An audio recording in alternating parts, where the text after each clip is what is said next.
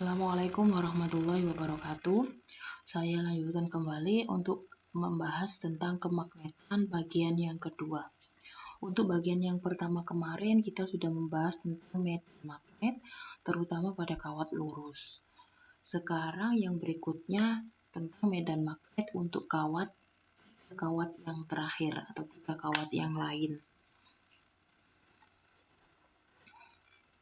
Nah, di sini yang akan saya bahas adalah tentang medan magnet pada kawat melingkar. Namanya lurus, melingkar itu kan berarti lurus, kemudian dibuat jadi melingkar. Nah, otomatis medan magnetnya ini agak sedikit berbeda dibanding dengan yang kawat lurus. Nah, ini formulanya mencari besarnya, kemudian ini adalah arusnya melingkar. Di sini titik P itu adalah di pusat lingkaran. Sehingga untuk mencari medan magnetnya dirumuskan dengan μ0I dibagi dengan 2A, di mana A di sini adalah jarak antara titik pusat dengan lingkaran, atau yang bahasa lainnya adalah jari-jari kawatnya, nama lainnya. Nah, di sini yang berbeda dengan kawat lurus itu arahnya. Nah, kalau kawat lurus yang kemarin itu kan menggunakan kaidah tangan kanan. Nah, di kawat melingkar di sini juga menggunakan kaidah tangan kanan, tapi berbeda. Bedanya di mana? Kalau kemarin ini untuk kawat lurus, jempol itu dianggap arah arus, sedangkan 4 jari yang lain dianggap medan magnet. Ya, itu untuk kawat lurus. Sedangkan untuk kawat melingkar itu kebalikannya. Jadi, 4 jari yang lain, 4 jari ini arusnya. Jempolnya itu adalah arah dari medan magnetnya. Jadi kebalikannya kawat lurus. Gitu. Nah, yang berikutnya, jadi kalau di 3 kawat yang lain ini otomatis langsung ke rumus-rumus saja ya. Jadi nanti soalnya di sini gampang. Yang berikutnya adalah medan magnet pada solenoida. Solenoida ini kalau kalian perhatikan gambarnya ini seperti pir. Pirnya banyak. Kalau diperhatikan lagi ini kan sebenarnya kawat melingkar, tapi melingkarnya lebih dari satu. Ya kan, ini kan kawat melingkar, melingkarnya ada lebih dari satu. Maka untuk medan magnetnya itu digambarkan seperti ini.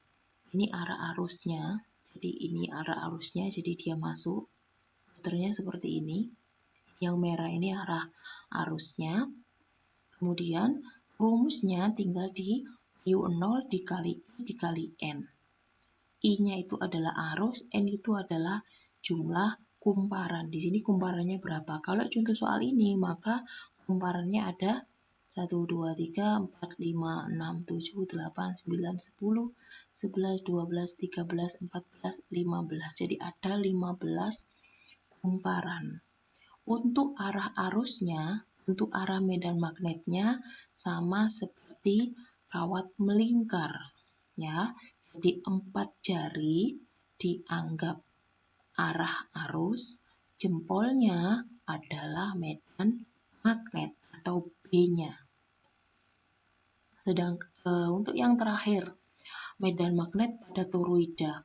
Toroida itu apa? Solenoida yang dilingkarkan. Jadi bentuknya seperti ini. Ini kan solenoida. Tapi solenoidanya dibuat jadi melingkar lagi.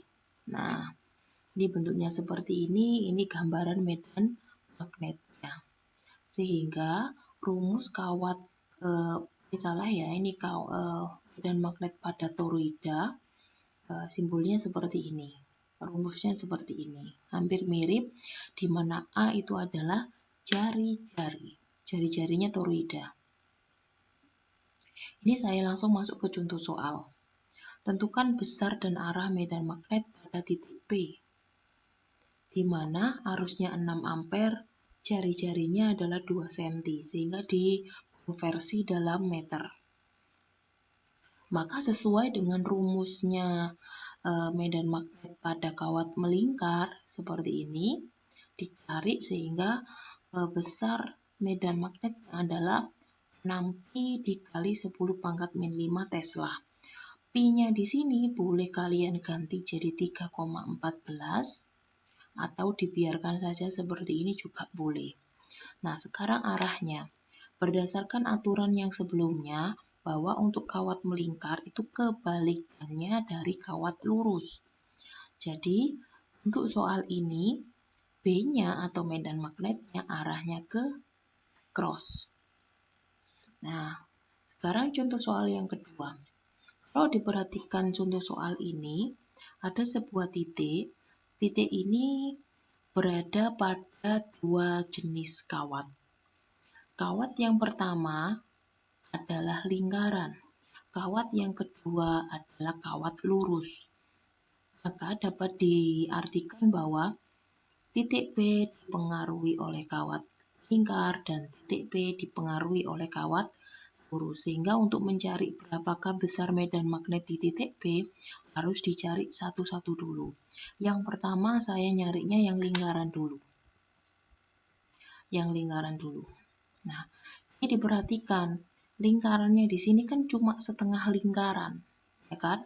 Maka untuk P1 medan magnet pada berdasarkan lingkaran atau kawat melingkar ini di sini ada setengahnya. Karena cuma setengah lingkaran. Nah, berdasarkan ini tadi, angka-angkanya dimasukkan, didapatkan 0,5 pi kali 10 pangkat min 6. Nah, pi-nya di sini saya ganti jadi 3,14 dikali 0,5 jadinya adalah 1,57 kali 10 pangkat min 6 Tesla.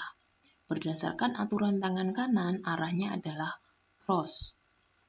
Nah, sekarang yang kedua, titik P dipengaruhi oleh kawat lurus. Ingat, kawat lurus kan rumusnya berbeda dengan yang kawat melingkar. Ini rumusnya kawat lurus. Setelah itu, angka-angka yang diketahui dimasukkan ke rumusnya, didapatkan 1 kali 10 pangkat min 6 Tesla dengan arah dot. Nah, karena B di titik P ini arahnya berbeda, yang satu cross, yang satu dot, maka dia harus dikurangi. Siapa yang dikurangi? Yang lebih besar dikurangi yang lebih kecil. Untuk kasus ini berarti B1 lebih besar daripada B2.